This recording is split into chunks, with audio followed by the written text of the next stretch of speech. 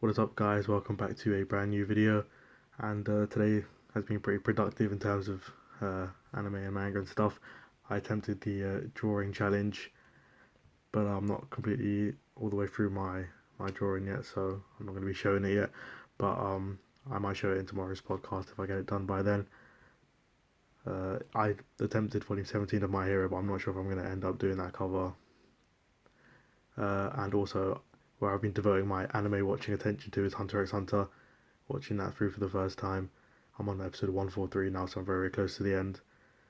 And I also started reading Solanin, which I'm hoping to finish soon. Really, really enjoying it, and I might make a video similar to my Naoki Kurosawa video talking about my first experience of Inyo Asano when I get halfway through the volume. And also for any football fans, the Premier League started recently, so that's pretty cool. But today's video in particular, I'm going to be talking about this series here, Children of the Whales. Now, I like to do videos on series that I enjoy or surpass my expectations from the first impressions that I've done on them. Just something a little bit further than the first impressions, because obviously I would have read more of it by the time of making the video. Similar to what I've done with like Kuroko's Basketball and Margie, just series that surprised me with their quality and definitely I like a lot more than I thought I would, or maybe series that I made first impressions on where I was really hopeful for the series and it didn't deliver. Haven't had to make one of those videos yet, and all of them have been positive as this one is going to be. But I'm sure as I read more manga, there's going to be one series where the start of it is really strong and it's a really good start, but the series slowly starts to decline as you get further into the volumes. But like I said, this is not one of those examples. This is a really good series and a strong contender for one of my favorites. So yeah, I'll just make a quick video here talking about some of the stuff that I enjoyed in these first 5 volumes. It's been almost about a year since I read this first volume and decided to delve into what I had, which was volumes 1 to 5. So I'll probably be making a video here and then another one talking about volume 6 to whatever the latest volume at the time is, probably 11 or 12 by the time I get around to catching up. So yeah, I will literally just get straight into it and talk about stuff that I enjoyed. So in the first impressions, the thing that I said was the best part of the first volume was the world building, and I think the one thing might slightly overshadow that now after reading these 5 volumes, but that is definitely something prominent through the series so far, and it is something that definitely sticks. The development of not just the mud whale but the outside world around them is absolutely excellent, and it's something that a lot of series struggle to do with their world building. But a kind of problem I had in the first volume due to that world building was the kind of lack of character development. But as you get further into the series, you realise that the events that transpire are the reasons for the particular character development. So because nothing had happened right until the end of that first volume, there wasn't really too much to progress with the characters. And I like the way that the events that happen kind of interject with the character progression. No character comes out of the side of a big event the exact same as they were before. Otherwise, it would kind of seem like a flat series with no stakes or no emotion within it. So the one big event happening in between these 5 volumes is the kind of, I wouldn't say war, but the extermination that they were trying to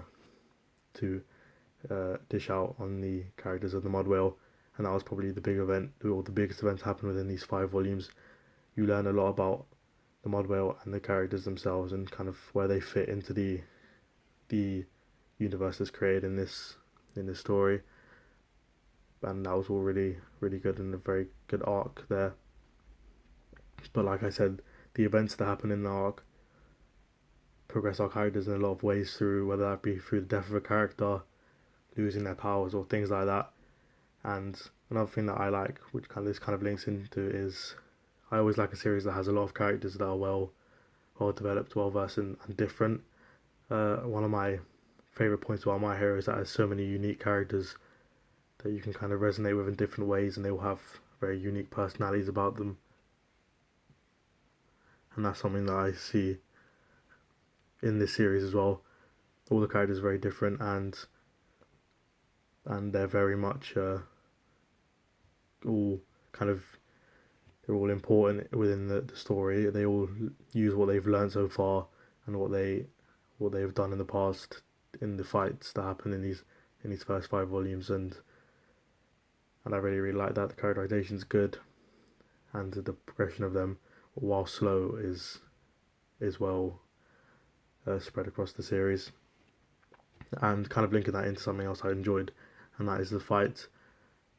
I think that the fight's really cool because the powers are very unique and very new in this series. I think that it opens the door for cool uses of the abilities in fights, and I think that this series, it's been a while since the series has kind of hyped me up for certain fights, as well as this series did. For example, when the commander fought, I'm not sure on the pronunciation, I think it's Uni or Oni, when them two were about to fight at the end of Volume 2, it was a really hype moment for me because those were at the time the two strongest characters in the show, or in the anime or the manga. Sorry, and it was pretty cool to see them kind of duke it out. So yeah, and I think that that's kind of the same for any fights that happen within the series. There are a lot of cool and powerful characters, and also people which I believe haven't unleashed their full potential, like the main character, for example. I do believe that he's similar to Oni or Uni, as he's the third type of people, which I don't want to go into because that's kind of spoilers. But yeah, I do believe there's progression for our main character to have as well, in terms of his fighting ability. But yeah, like I said, I like the action. It's very unique to the series, and I haven't really seen anything like it before. So that's definitely a bonus point. And probably my favourite part of the series is the pacing. I think that's what shines through the most out of all the things that I enjoyed in these first 5 volumes. The pacing is number one. I just think that there's a perfect balance of characterization, character progression, and story threads. And then there's action, and it's just the pacing of the series is really good. It does a good job of balancing kind of the main elements of a shonen or seinen series well, between action and deaths and all this stuff. I think everything is just balanced perfectly. The deaths is something that's quite prominent in the series, but it doesn't feel like it's just chucked in there for no reason. All the deaths hold emotional value and feel necessary to the plot, and then like they're not just tacked on for no reason to try and get a shocked or emotional response for the reader for absolutely no reason. They're put into the plot well and help progress the characters. Like I said before, help the events and the deaths help to progress the characters, and they are put in perfect points of the series, which again links into the pacing. The pacing is really good. It does a really good job of, like I said, going from action to important dialogue and story threads as well, and sometimes even linking the two together and stuff being intertwined, which is cool, and I like that. And a word that I like to use a lot for series that I hold in high value is the stakes. I like when there are stakes in a series. Like I said, for the All Might Wolf One fight, I really like the stakes that are involved in that fight, and that's a word that I use a lot in series like My Hero. So that's what I like about this series. There's a lot. Hopefully, the volume 6 onwards continue the trend of the great pacing. Hopefully, there's more good fights to come and new uses of the abilities that they have, as well as progression for our characters that have already been introduced.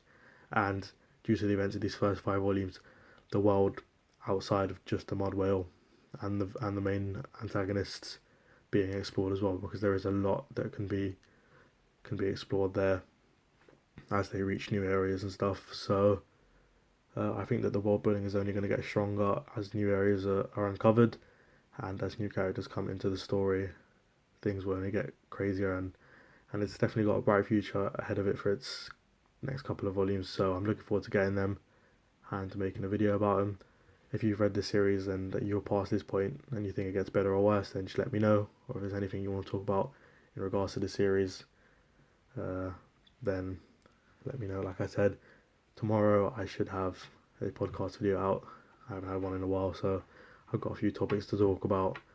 But other than that, have a great day and peace.